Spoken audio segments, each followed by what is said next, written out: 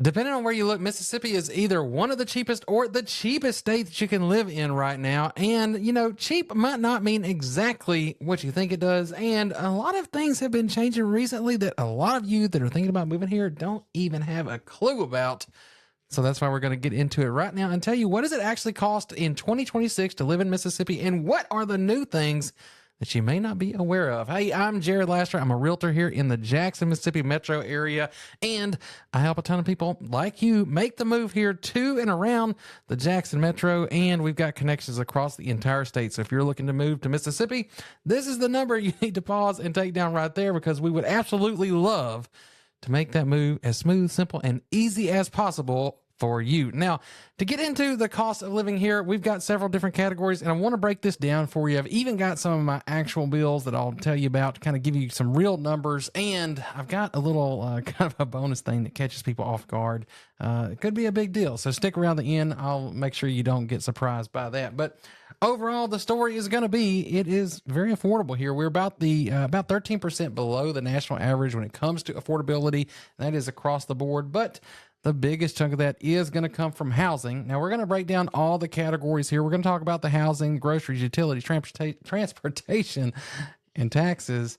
We're going to get into all that and some little kind of nuanced things in between there, just so you really have a good picture of what you're going to be looking at here in Mississippi. But let's talk about the housing. That's the big one. Like I said, it's the biggest thing that's saving you money.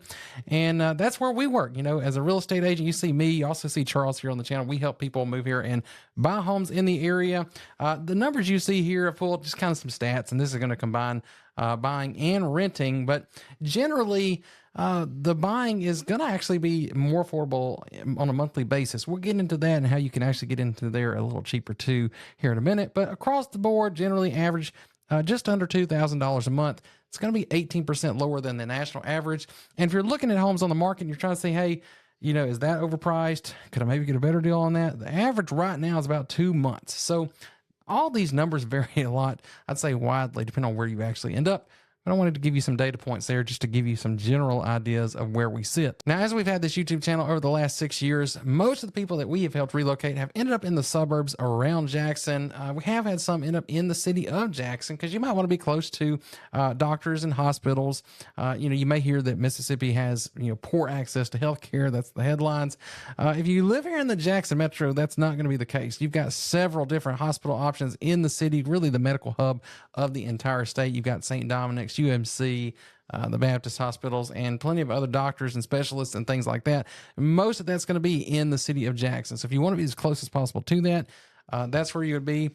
There's also a lot of great neighborhoods, shops, local cool stuff around in some different spots in Jackson. So a lot of reasons to be in Jackson, but also I know a lot of people like the suburban life. You like to spread out a little more, have your neighborhood, go to Costco, all the different things.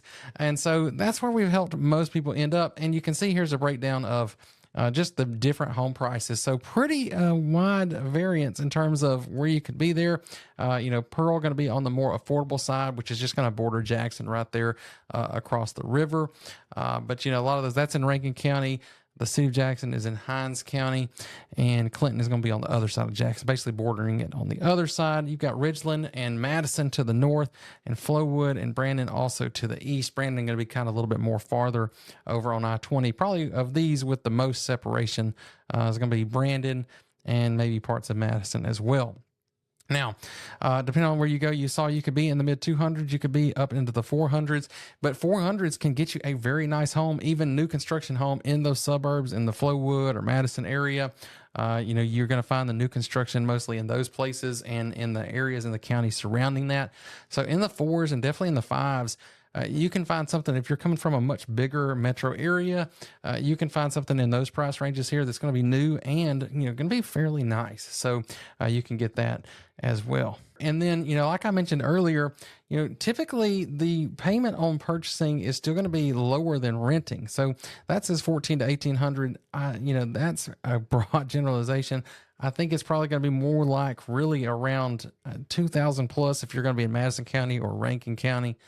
You could maybe find some stuff under these prices in the city of Jackson, maybe in Pearl or Clinton, but don't get your hopes up on that 1400 number, especially. But you see, I say USDA and zero down. That's because, usually you think USDA, that's a rural development loan. It'll let you do zero down.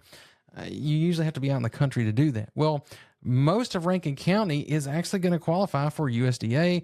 That includes all of Flowood. So you can be in the city of Flowood, be right down the street from, multiple Krogers, Walmart, tons of restaurants, entertainment. All this can be right here.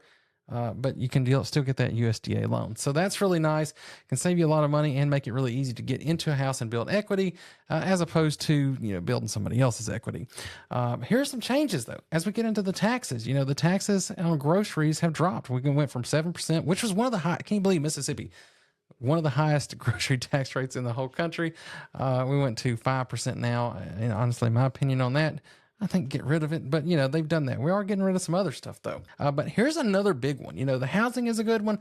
The power is a good one too. Power rates here are, again, some of the lower ones in the whole country. You can see 16 cents is the national average per kilowatt hour, and we're just at 12.5 cents here for the average, which gives you roughly around $135 average electric bill per month. I can tell you, living in a just under 2,000 square foot house, mine here in Flowood with Entergy is running roughly around $150 a month. Now I'm on the levelized deal, so it's pretty much the same as you go throughout the year. But I think if you looked at the actual usage, it would run up close to about 180, 190 in the summer, and then be down closer to around 100 or maybe even lower than 100 as you go through the winter months where it's a little cooler. And we're not running that AC as much because during the summer, you will be running it. It does get pretty hot and humid, and you want to stay nice and cool inside. Now, getting around the area, just to briefly talk about transportation, you probably are going to need a car. Public transportation is really not that widely available here unless you are in the city of Jackson, and then it's just going to be the bus network in the city with J-Tran there. So pretty much anywhere else, you're going to be having to find your own way around, and a car is generally the way that you're going to do that. So you might want to know that gas prices are going up just slightly, but I don't really think this is that big of a deal. Gas prices here are already some of the lowest in the country. We're around just a little over $3 a gallon right now as I'm recording this at the beginning of July 2026.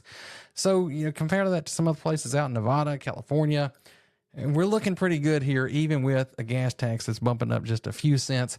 We're going to 24 cents from 21 cents. And that'll eventually going up to 27 cents next year. And so we're going up just a few cents on that. But at the same time, that income tax is going to zero. So we're cutting that all the way down to zero. Eventually, it's going to take a minute to get there. As of today, we're at 4%. You do get a $10,000, basically deduction. Your first $10,000 is not taxed, and then there's other deductions on top of that as well before you really start hitting that 4%. But next year it'll be 3.75. By 2030, it's 3%. And eventually on down to zero from there. So that would be nice to get that on down there. But you see, here's kind of just the general trends. There are a little bits going up, but mostly things are going down, and that's what you need to know. Your cost of living is going to be lower here. The dollar is going to stretch farther, and taxes, they are getting better. Now, here's one little thing, like I mentioned earlier, that might surprise you, because if you go online and look, it's really kind of hard to figure this out to see what your car tag is going to be or your registration. If you look online, it's going to say something like $14, but in reality, it might be $500 to $800. Now, if it's $25,000, I think that's a little off. I think it's probably more like, if you're a $25,000 car, maybe around $350 to $400, but just depending on what county, it can vary a lot by county too. So if you're in a higher rate county, that can change. They are basing it off the value of the vehicle. Now, I'll tell you mine personally, because I just did mine here recently. My truck, which is a 2023 F-150 XLT, so it's not a platinum or anything like that. Mine was $424. I just paid that. So a few years old, $424. I think the MSRP on it was around 60. So just to give you an idea. So that's what you could pay on the car tag. Just be prepared for that. If you have an older car though, again, it's based on the value. So it's not going to hit you as hard. But if you're thinking about making that move here, y'all, there's the number again. You can call, text, email, whatever it takes. Get in touch with us. I would love to make that as smooth, simple, and easy for you as possible. But for me to do that, you got to reach out. So do that. And, if you want a little more information, we're making videos here and showing you the area as well all the time. Check out the video that's popping up there. I think it'll help out. See you soon.